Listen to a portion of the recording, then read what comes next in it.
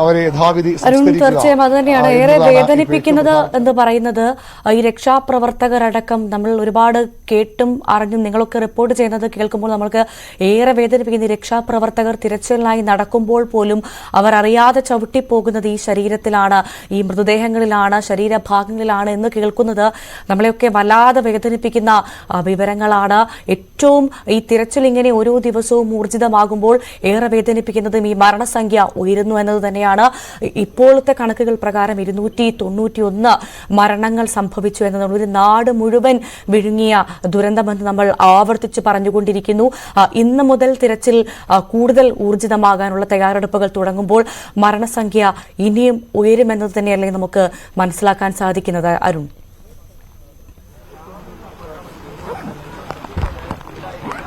തീർച്ചയായിട്ടും അത് വളരെ ദുഃഖകരമായ ഒരു സത്യമാണ്, വസ്തുതയാണ്. അതങ്ങനെ തന്നെ സംഭവിക്കാനേ തരമുള്ളൂ.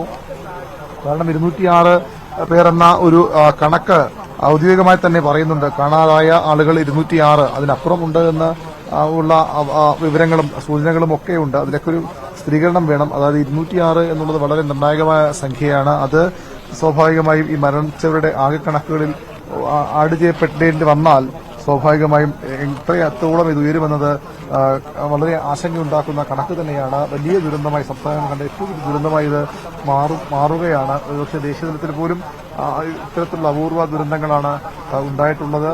ഈ ദുരന്തങ്ങൾ അതുതന്നെയാണ് ഈ കണക്കുകൾ സൂചിപ്പിക്കുന്നത്. ഏതായാലും അത്രയൊന്നും ഉണ്ടാകാതിരിക്കട്ടെ എന്ന് ആശംസിക്കാൻ അല്ലെങ്കിൽ നമുക്ക് അങ്ങനെ ആഗ്രഹിക്കാൻ മാത്രമേ ഈ ഘട്ടത്തിൽ കഴിയൂ. പക്ഷേ യാഥാർത്ഥ്യം വളരെ പരുക്കനാണ്, വളരെ ദുഃഖമുണ്ടാക്കുന്നതുമാണ്. ഭവ്യ, അരുൺ, നമുക്ക് ഈ പുഞ്ചിരിമട്ടത്ത് അവിടെ ആയിരിക്കും ഇന്ന് കൂടുതലായി തിരച്ചിലുണ്ടാവുക എന്ന് മനസ്സിലാക്കുന്നു. കാരണം ഏറ്റവും പ്രധാനമായി പുഞ്ചിരിമറ്റത്തേക്ക് എത്താൻ പോലും സാധിക്കാത്ത സാഹചര്യമായിരുന്നു ഉണ്ടായിരുന്നത്.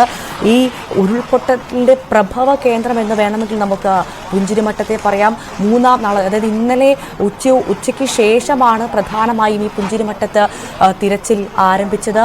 ബെയിലി പാലം വന്നതോടുകൂടി ഇന്ന് പ്രധാനമായും പുഞ്ചിരിമട്ടത്തും തിരച്ചിലുണ്ടാകുമല്ലേ?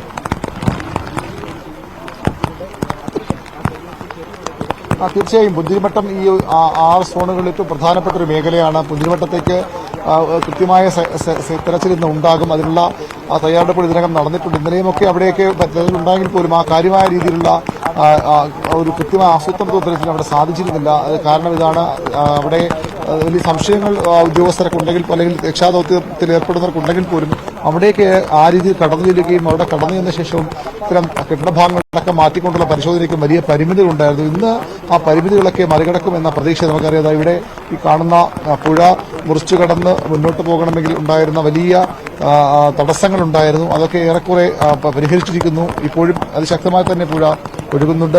ഇതിന്റെ കഴിഞ്ഞ ദിവസം നിർമ്മിച്ച താൽക്കാലിക പാലമാണ്. ഇതിനപ്പുറത്തൊരു പാലം കൂടി നിർമ്മിച്ചിരുന്നു. അതിലൂടെയാണ് ആദ്യഘട്ടത്തിൽ ആളുകളെ അകത്തേക്ക് കടത്തിവിട്ടുന്നത്. രക്ഷാപ്രവർത്തകർ അവിടേക്ക് പോയിരുന്നത്. പക്ഷേ ബേലിപ്പാലം വരുന്നതോടുകൂടി അത്തരം തടസ്സങ്ങളൊക്കെ പൂർണ്ണമായും മാറുകയാണ്. അതുകൊണ്ട് തന്നെ രക്ഷാപ്രവർത്തകർക്ക് അവിടേക്ക് പോകാൻ അത്ര പ്രശ്നങ്ങളുണ്ടാകില്ല. അത് പുഞ്ചിരിമട്ടം അടക്കമുള്ള സ്ഥലങ്ങളിൽ വലിയ ഗുണം ചെയ്യുമെന്ന പ്രതീക്ഷ തന്നെയാണ് രക്ഷാദൌത്യത്തിൽ ഏർപ്പെട്ടിരിക്കുന്നവർക്ക് ഉള്ളത്.